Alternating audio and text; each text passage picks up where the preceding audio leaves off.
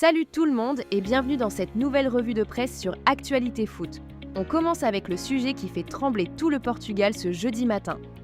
Cristiano Ronaldo est dans la tourmente après la prestation décevante du Portugal contre la République démocratique du Congo. Score final 1-1, un résultat qui fait mal. Et c'est CR7 qui prend la majorité des critiques. Commençons par les faits. À 41 ans, Ronaldo est devenu le joueur de champ le plus âgé à démarrer un match de Coupe du Monde. Un record historique. Mais sur le terrain, ça n'a pas suivi. 2 occasions clairement manquées, un ballon enlevé à Bruno Fernandes qui lui a valu les critiques de Thierry Henry en direct, et surtout 10 matchs de phase finale consécutifs sans marquer. 10 matchs. C'est énorme pour quelqu'un qui se bat encore pour être titulaire indiscutable à ce niveau. Et la presse portugaise n'a pas mâché ses mots. À Bola titre en une, comme ça ne marche pas. O Jogo parle d'une pauvre prestation de CR7 et compagnie. Jornal de Noticias va encore plus loin avec cette phrase qui fait mal. Cancelo, Joao Neves et Pedro Neto échappent à la médiocrité affligeante dont fait partie Cristiano Ronaldo. Et la chaîne SIC Noticias estime carrément que Ronaldo n'est plus une plus-value pour la sélection. Après le match, CR7 s'est immédiatement rendu au vestiaire, avant de revenir en zone mixte pour déclarer qu'il n'avait rien manqué. Une sortie qui n'a pas calmé les esprits, c'est le moins qu'on puisse dire. Son sélectionneur Roberto Martinez l'a défendu publiquement en expliquant qu'il est impossible de laisser sur le banc le meilleur buteur du football mondial quand on a besoin de buts. Mais la question est posée. Ronaldo sera-t-il titulaire contre l'Ouzbékistan lors du prochain match ? La réponse de Martinez sera très attendue. Et elle dira beaucoup sur la suite de l'aventure portugaise dans ce mondial. Et pendant que Ronaldo galère, les 2 autres grands noms du football mondial, eux, régalent. Messi et Mbappé se livrent un duel absolument incroyable dans la course au record de buts en Coupe du Monde. Mardi, Mbappé s'offre un doublé contre le Sénégal avec ses 13e et 14e buts en Coupe du Monde, se rapprochant dangereusement du record de Miroslav Klose fixé à 16 buts.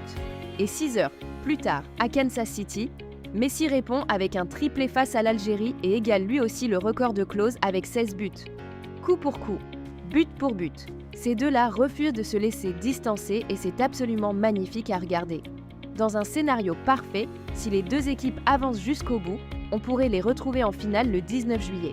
Et pour Mbappé, ce serait l'occasion d'une revanche après la désillusion de la finale de Doha en 2022 perdue au tir au but. Le duel Messi-Mbappé, acte 2.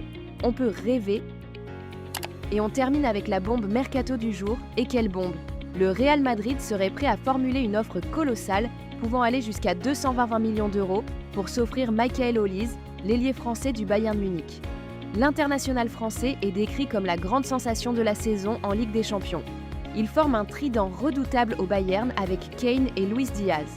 Et au Real Madrid, il coche toutes les cases. Ailier droit, poste considéré comme le point faible du club. Connexion naturelle avec Mbappé, déjà prouvé en équipe de France, et le potentiel pour répondre à l'effet Lamine Yamal, côté Barça. Florentino Pérez avait déjà lâché une bombe en pleine campagne électorale en évoquant une offre de 150 millions pour un joueur de Ligue des Champions. On avait cru à Julián Alvarez, mais aujourd'hui, tout pointe vers Olise, et le Real Madrid serait prêt à monter jusqu'à 220 millions d'euros pour le faire venir. Problème, le Bayern Munich n'est pas vendeur. Le président Herbert Hainer avait été très clair. Si Florentino veut nous faire une offre, il peut s'épargner la peine. Mais dans le football, quand 220 millions arrivent sur la table, les positions peuvent évoluer. Et Mbappé lui-même pousse fort pour faire venir son partenaire à Madrid. Pour financer une telle opération, des départs sont à envisager au Real Madrid. Les noms de Valverde et Tchouaméni circulent. 2 joueurs dont la situation au club s'est compliquée après des altercations récentes à Valdebebas. Le Real Madrid veut bâtir son équipe de rêve autour de Mourinho. Et Olise en serait la pièce maîtresse. Voilà les amis, c'est la fin de cette revue de presse Actualité Foot. Dites-nous en commentaire, est-ce que Ronaldo doit être mis sur le banc contre l'Ouzbékistan ? Et est-ce qu'Olise vaut vraiment 220 millions ?